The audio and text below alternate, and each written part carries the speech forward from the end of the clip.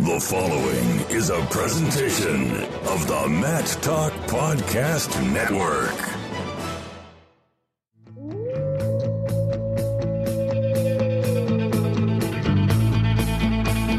The mind of Pat Popolizio is a wondrous thing.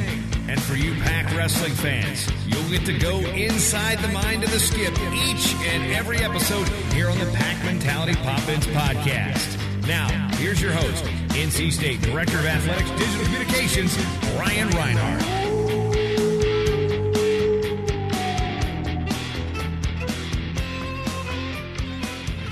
It's our 25th episode of the Pack Mentality Pop-Ins podcast, our silver anniversary episode, and we're switching it up and letting the fans ask the Skip in today's brand new episode. I'm your host, NC State Director of Athletics Digital Communications, Brian Reinhardt, and he's in the hot seat today. He's the head coach of the Wolfpack, Pat Popolizio. Did you just say 25? 25 episodes in. Wow, that's impressive. Time flies when you're not here for all of them. I guess so. I guess you're right. I've been here for all of them. That's not true. I will be here for the rest of them. You're now making things up. I recall in Italy we had one without you there. That's true.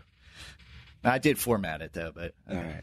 But, Pat, I'm not sure a lot of people thought we could make it to 25 episodes of the Pack Mentality Pop-Ins podcast. They said we were too young to undertake a commitment like this.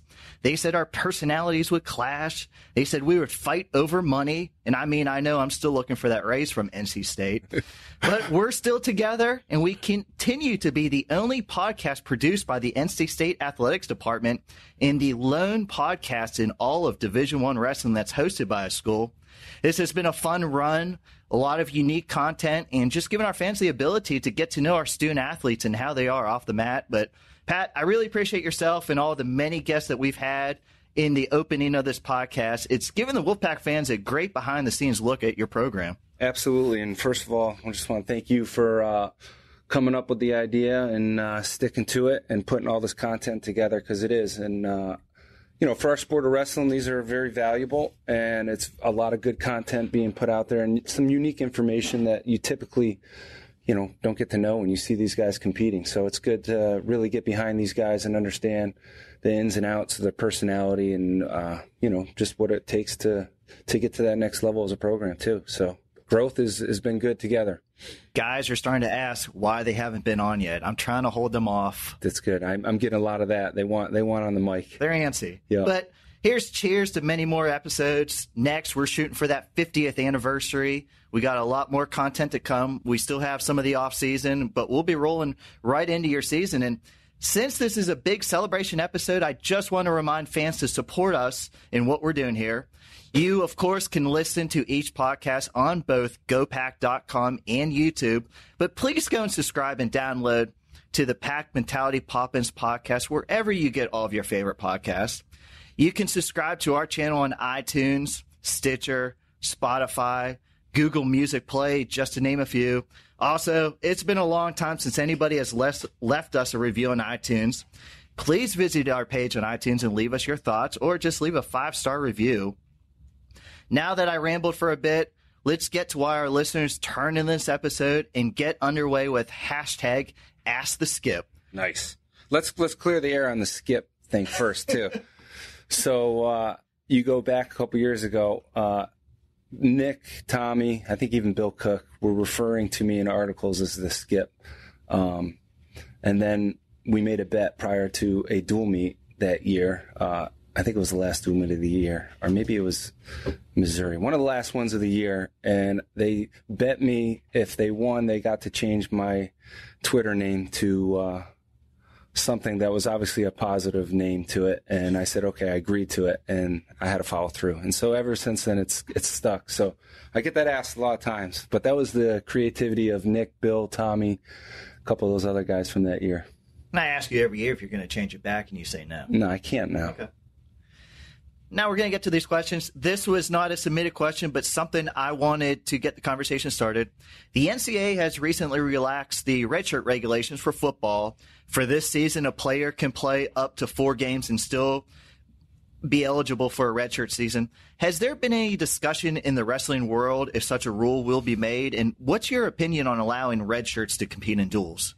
Yeah, we've been following that pretty close. And I personally have mixed feelings on that. I can see where certain programs would like to implement that rule. And at the end of the day, I think it's got to go down to the safety of the athletes, and that could protect some guys, with forcing them to come back probably sooner than they want to with some injuries that they might have had through the year. And if you need to, fill your lineup, I can see where that would be a huge plus to have. If you don't have a lot of depth and you look across the country, and I have friends at other programs that I talk to, and some teams have limited roster caps. So if you're a team that, maybe you are only allowed 20, 25 guys on a roster, you're going to need those kind of rules. If you're fortunate enough to have a bigger roster and depth, I don't know how much of an impact that would have, but I think that's what it's going to come down to, is where we're at in a sport, and will we utilize these rules in favor of the athlete and not so much as a coach trying to beat another team and, pull out some good red shirts that you have just so you can get a win, which, at the end of the day, you want to be competitive and you want to win, but is it going to be more so to protect the guys and put yourself in position long-term for these athletes? So there's a lot of talk about it. I'm sure this coming month at our convention will be discussed. Is there any kind of timetable, since the season does start in October, or is this something that... This would be something that would have to go the following year. I think all this stuff, I'm not totally sure and 100% on when these rules get pushed through, but a lot of times it's through conferences in the beginning of the year, September. So it's probably something that would go into play for the following year if we could work it out. Now off to our fan questions. And before we start, if there were any specific questions about guys at certain weight or newcomers making their ways into the lineup, I did not include those, as I have a whole bunch of previews planned for closer towards the start of the season and didn't want to ruin any of the surprises yet. So off we go. Pat, we're going to start with the softball. I'm going to mess up a whole lot of these Twitter names, but I'll try. From One Cent Wonder, what is your go-to order at Cup of Joe's? Wow. All right. That's pretty simple. You go to a place a lot when you open the door and they have the coffee waiting for you when you are at the cash register. So I get my coffee, large cup of coffee every day, and I'm out the door within a minute. So convenient, best coffee in Raleigh too. You got to pick them up as a podcast sponsor. I don't drink coffee. That's all right. All our guys do on the team, so I got them hooked too. Also from One Cent Wonder, what would your walkout music have been at the NCAA Finals? Oh, that's a good question. I like Johnny Cash, so I like older country. I'd have to really think about it, but it would definitely be something from Johnny Cash, Highwaymen, Willie Nelson, something along those lines. Nick picks out some pretty good ones too. So I was just going to say, you've been fortunate, 3 guys in the finals over the last few years. How would you rate the recent selections of Nick Wisdowski, Hayden, and Mock? I think they've all been pretty good. There was a lot of thought, I think, going into it, and guys talking before they have to make their choice. So they've had some people help them with some decisions, but so far they've all been really good, and they fit their personalities, which is most important when it comes down to those songs. I'm not sure where this came from because I've never seen you eat at either of these places, but from Lil Caddy, do you like Moe's or Chipotle more? That's a Nick Reenan question right there. I like Chipotle a lot better. We actually cater some meals because you can eat pretty healthy if you do it right. And these guys know I'm not a big, huge fast food fan. So good food quickly. Yeah, that is actually, to me, about as healthy as you can get on the run. Try to stay pretty healthy, but it's hard to do with the amount of traveling we do all the time. So, yeah, I'm more into Chipotle, and we cater quite a bit actually from there because we can throw the chips away and some other things and kind of pick what we want to eat when we want to eat it. I look forward to being invited to one of these meals. You're always invited. From Chris Gibson, do you think the ACC needs to add 2 more teams for an 8-team conference tournament? That would make for a great conference. Conferences continuing to get better and better. At the end of the day, your conference tournament helps you prepare for the national tournament. So the tougher it becomes and the more depth you get in there, I think it prepares you more and more. And that's what you're seeing right now. The ACC producing some higher level guys and national champs and All-Americans from every school. It's because they're that much more prepared after this tournament going into the national tournament. You take Tariq Wilson, for example. He went through the ACC tournament, didn't have a great ACC tournament because there were some really good guys in his weight, and it let him know what he needed to do getting ready for the NCAA tournament, and he was able to do that and prepare himself more mentally and physically going into the national tournament. So I think if we were able to get that, it would help.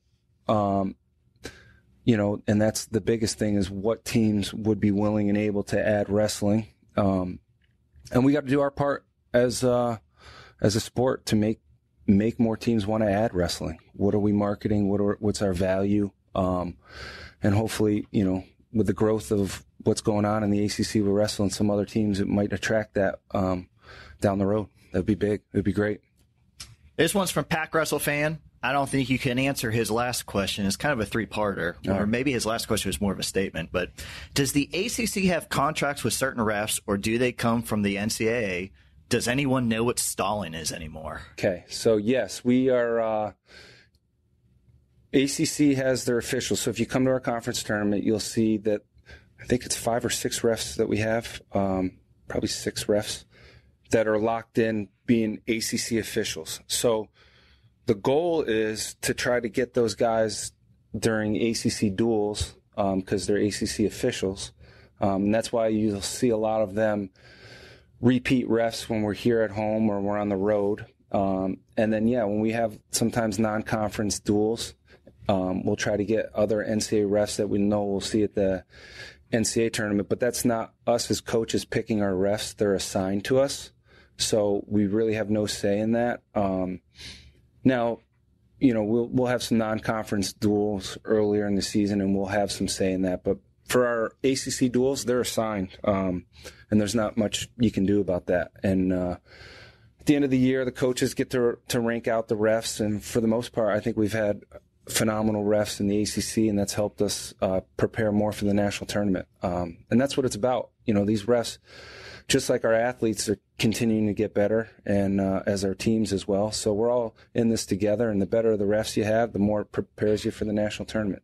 As far as stalling goes, that's a tricky subject right now because it's one of those where it's very difficult to understand what a ref's seeing. You can sit there and read the rule books all day long on what classifies stalling, but it's one of those where it's someone's opinion, and anytime you do that, you're never going to understand why they're calling it what they're seeing. But there are certain ones that you can understand. The drop down rule, and when a kid drops down to another athlete's leg and is holding on, that's pretty cut and dry. But personally, I'd like to see the push out rule, like freestyle. It takes away the stalling, and it'll take out a ref's opinion. So if a guy gets pushed out of bounds, you either get a warning first time, maybe a second time it's a point. It would be nice if we were able to implement that, and I think it would help newer fans understand what stalling is, and if we could eliminate that, it would be helpful. This next one's from me. I just thought of it while you were talking about video. Going to video review. Yep. This was the first year. If you had a video review, you got to throw the brick. Yeah. My prior years working with you, you got to come over to the table and raise a little flag. Yes. What do you like better, the flag or the brick? Oof. Well, I like the brick now because Donnie, Adam, and Obi will grab it from me because they know I jump on it too quick. So now they hold it, and then I have to think about it if we want to throw it. I have to ask them before I just run over and slam the thing on the table. And then they were like, "Why'd you do that?" I was like, "I don't know. I thought we had that." So I personally like the brick now because I have to think about it a little more. NCSU WFBS. I'm not sure what that means, but how different has bringing in such a large freshman class been, and how are they handling the college practice room so far? No, it's really not different to what we did with the senior class you saw just happened. We brought in a huge class. I think it was 23 kids. At the time, we needed a little bit of a makeover on some things, and we felt the best way to do it was flood it with a big number of kids and mold them to what we wanted, and it seemed to work out pretty good because that senior class developed into something special. This class is a little different because we needed to attack depth. We needed to attack some high-quality guys that can go on and win national titles. So we're at a place right now where we have a lot of great mentors across the board from RTC athletes that are here training, to our coaching staff, to just people that understand the system around us now. So when we bring in a lot of these guys, there's great guidance for them, and they're not going to be distracted, or, if they have issues, we're going to be able to manage them all. And that's the biggest thing with us, is we didn't want to bring in anything we couldn't manage. And we're able now in a position to bring in a class like this and make sure that everybody's getting their needs met. As far as the guys dealing with the change from high school to college, it's always, to me, I like the challenge and watching it mentally to see who can handle it. Physically, for a day, anybody can do it. It's not that hard for these guys. Yeah, they might get taken down here and there. It's 5 weeks in, 6 weeks in, 8 weeks in. How do they manage this? And mentally, what are they doing to adjust so they can continue to succeed as time goes on? And that's what we're seeing right now. These guys have been here about 5 weeks, and our workouts they're not crazy intense, but there's still some good intensities in these practices. And these guys some of them, they're struggling on the technical side of things, but you can see the fight is there. And I'm okay with that, because with time we can fix the technique. But if the fight isn't there from the beginning, then they're going to struggle. And our guys, it's fun to watch right now, this class coming in there and competing. A lot of great goes, a lot of good intensity. And once we fine-tune technique, which just takes time, these guys are going to be another tough group come a year down the road. This one comes from NCUSAW. Pat, you've been down here 7 years now. How have you seen the high school level development in North Carolina? 7 years. Yeah, this is officially the longest place I've lived since I grew up in upstate New York. That's pretty. It's nice. It's Raleigh. This is home. That's why I say I call this is officially home, and it's been home for a while. So the growth is starting to really come together. I think there's more and more kids at the high school level that understand what it takes to compete at the college level. And if you look and analyze the state, we are second behind PA with most colleges. So to me, the opportunity to stay in state and wrestle would motivate me as a high school wrestler. Great. And you have so many good schools now with both academics and schools that are winning and guys producing. So a lot of opportunities here in state.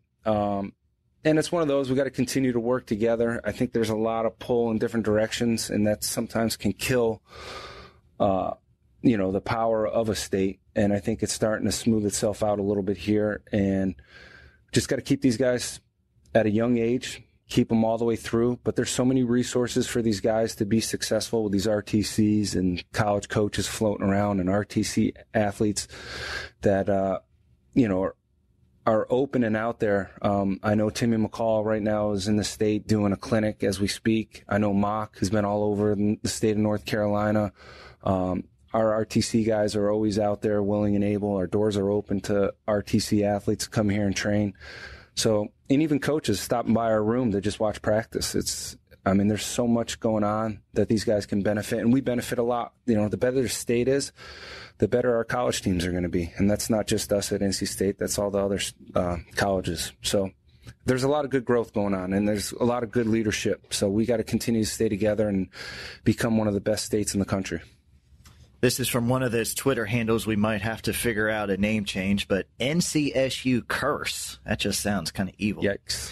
Can you explain how scholarships are used in wrestling? I know it's not like football where everybody gets a full ride. Very tough. And to me, that's probably the hardest part of the job is how do you dictate the scholarship money? A lot of it comes down to need and timing.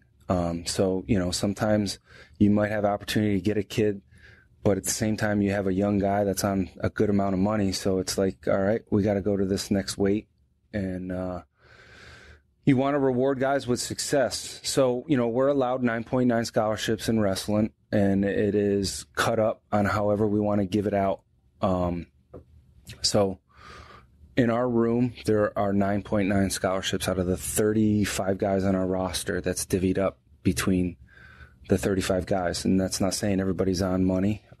Some just varies from time to time. And, I can just tell you here, I always try to take care of the guys that are getting the job done in the classroom and on the mat. And I always find a way, and it always seems to work itself out.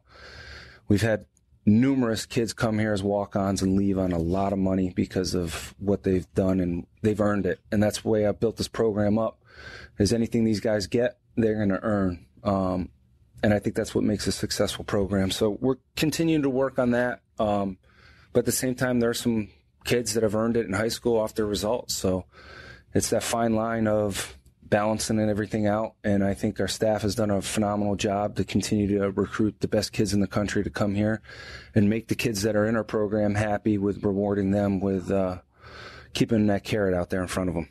And despite I shouldn't say his, I don't know, but despite this name, NCSU curse is getting another question.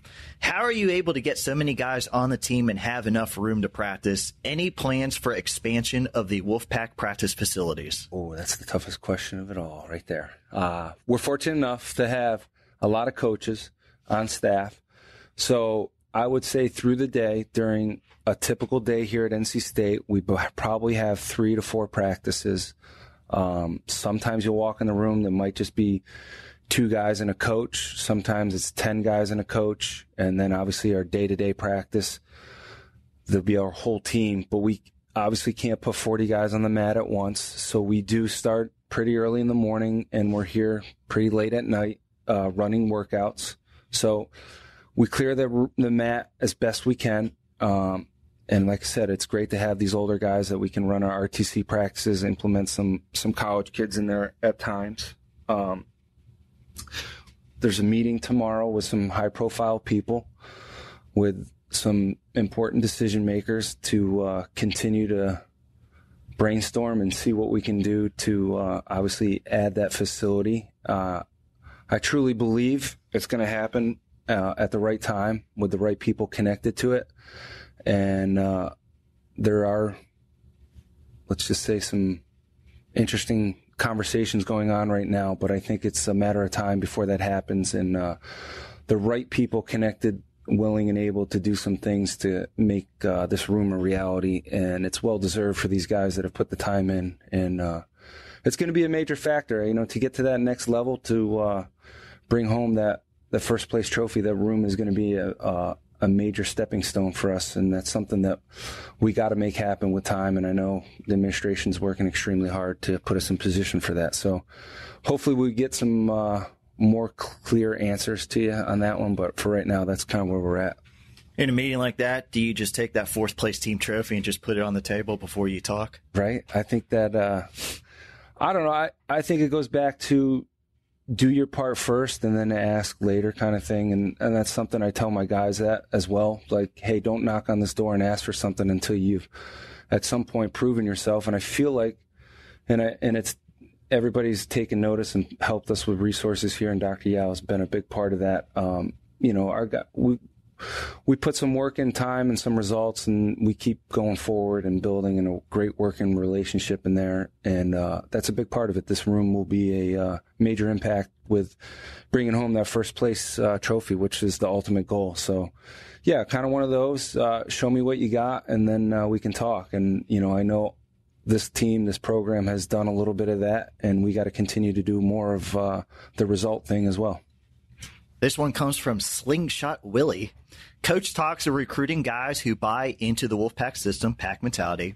Who influenced your thought process on building a specific system? That goes back to years of experience in coaching, being around some of the best coaches, mentors. So it's a little bit of everything. There's some, I can go back to my high school coach, Coach Benna, greatest high school, to me, one of the greatest high school coaches. Fortunate to have him. To athletes when I was training, and coaches like Andy Saris, Mark Cody, my college coach, John Smith. You take bits and pieces of everybody, and then you get introduced to some pretty successful business people. We were actually, I think it was year 1 here, Coit Cooper he was actually a professor at UNC, but was very well connected to the NWCA wrestling, and we sat down and talked, and they kind of came up with this pack mentality we liked it. We were brainstorming on it. Beasley was here. He's one of the smarter, more intelligent, thinking outside the box kind of guy. And Breeze was here at the time. We all just kind of sat down, talked, and put some thoughts together. And then as time goes on, it's my job to keep tweaking that and explaining to the guys what it is and to our alumni and fans. And it's caught on. Guys take a lot of pride in it. And we keep implementing ideas to it and new people and staff. And Donnie's done a phenomenal job. Melissa, Adam, Obi, our RTC guys. So it's everybody brainstorming, but at the end of the day, it's just a mentality that we instill in our guys. And it's a successful way to attack academics and wrestling.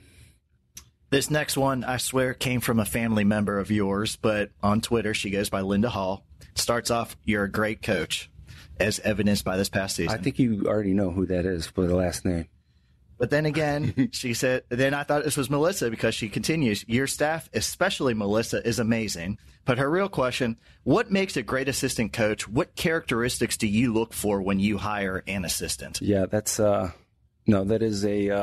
great question. I've been very fortunate enough to have some of the best assistants ever that obviously now have gone on to be college coaches. Three of them now are head coaches, 2 in D1 and 1 in D2. So I think it's the willingness to listen and help, but also not be afraid to voice their opinion. True passion, that's a given. I think you get eaten up at this level if you're not passionate about it. But the loyalty thing to me is probably one of the biggest things. It's hard to find nowadays, but I've been very fortunate enough to have very loyal coaches that are driven, but also have that are very intelligent and have great ideas and know how to implement it. The communications factor, but I think the ego. To me, when I look at it right now, there's no egos that have been involved in any of the staffs, and that's what has made us successful. Guys don't care about what they accomplished as coaches. They don't care about what they get recognition-wise. They care about the athletes getting what they need and succeeding at this level and putting those guys in front of them in any aspect. And these guys make a ton of sacrifices outside this room. I don't think people realize. I know Adam Hall probably was gone 3 weeks this last month. Donnie's the same way. Melissa doesn't get to travel and recruit and do things like that, but she's on the road doing stuff with women's wrestling right now. You look at Obi's going to be gone almost a month out of the next 2 months, helping with the RTC and then college traveling. So these guys put the athletes first, and then, obviously their families are a big part of it. So there's sacrifices being made, and these guys are all been willing to do it. So, yeah, it's the ego, I think, at the end of the day. These guys don't care about that kind of stuff. Last one. We'll get you out of here in this. Jesse Esselman. During the summer, what are your guys allowed to do in practice times, both returnees and newcomers? Well, there's we're a safety exception sport, which allows our athletes to come in the room whenever they want, and us as coaches be in there to make sure we're able to watch them. So you have that aspect. The guys can train whenever they want. If they're in summer school, they can come in and volunteer their time to lift. So our guys are lifting as well. They basically can do anything they want. We're allowed to run RTC workouts, so we are in there a couple days a week doing that. But for the most part, our guys nowadays, I like to say it's 11 months out of the year. Our practices kind of go 11 months straight. Guys are training for freestyle, so you get that. Right now, there's not a time during the year where guys not getting ready for a competition. Renan's getting ready to wrestle in a tournament overseas. Hayden, Mock, those guys are getting ready to go. They got some time, but they'll be going to the UW23 Nationals. Nick just went over to Turkey. So at any given time, there's somebody training for something, and it by default pulls other guys into the room who are very motivated to get better and be a part of that and watch it and train side by side with them. So it's been good. It's been fun, and it's what's making our program going in the right direction right now. That was a fun way to celebrate our 20th episode. Pat, I don't think you sweated too much over in that chair. I think our fans were... My arms are soaked. Our fans were so nice, and they set you up with a whole lot of softballs. Good. But we look forward to many more Pack Mentality Pop-Ins podcasts finishing up this offseason and, of course, covering the Wolfpack Wrestling program during the 2018-19 campaign. As a sneak peek, I already know our next episode will visit with a recent alum who's going into the Marines. And his story and mindset is exactly what Pack Mentality is all about. I want to thank everybody for listening today. This is your Pack Mentality Pop-Ins podcast covering all things NC State Wrestling. Until next time, Wolfpack Wrestling fans, go Pack!